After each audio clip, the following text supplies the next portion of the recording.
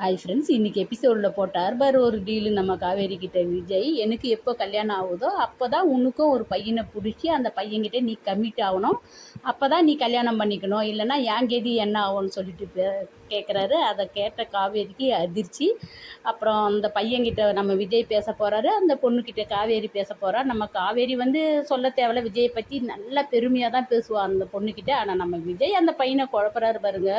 குழப்பி குழப்பி குட்டியை கலங்கின போல் கலக்கிட்டாரு. என் அத்தை பொண்ணு தான், நான் கல்யாணம் பண்ணிக்கிட்டு இருந்தால் பண்ணிக்க மாட்டேன்னா, அவள் குடும்பத்தை நடத்தவே லாகி இல்லாதவ, அடங்காதவ, அடங்கா பிடாரி, அவள் குடும்பம் நடத்தவே தெரியாது. வேணும்னா எங்கள் அத்தியை கேளுங்க, எங்கள் அத்தியை நானும் எப்பவும் பேசிப்போம், ஆனால் இவகிட்ட பேசவே மாட்டேன்.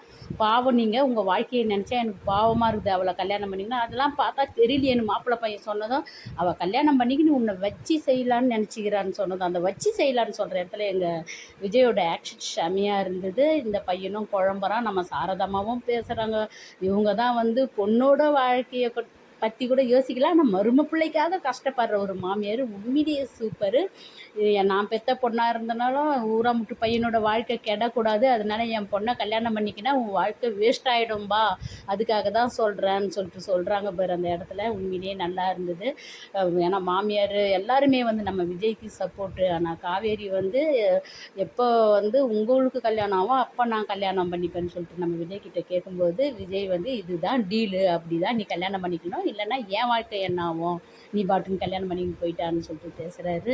உண்மையிலே இன்றைக்கி எபிசோடில் வந்து எங்களுக்கு கொஞ்சம் தைரியம் வந்தது. ஏன்னா வந்து இப்போ வந்து பையனை வந்து அடிக்கடிக்கு போயிட்டு பார்த்து நம்ம விஜய் வந்து மௌனமாகவும் ரொம்ப சோகமாக அதை பார்க்கும்போது நமக்கு கஷ்டமாக இருக்குது. இனி அது இருக்காது இல்லை.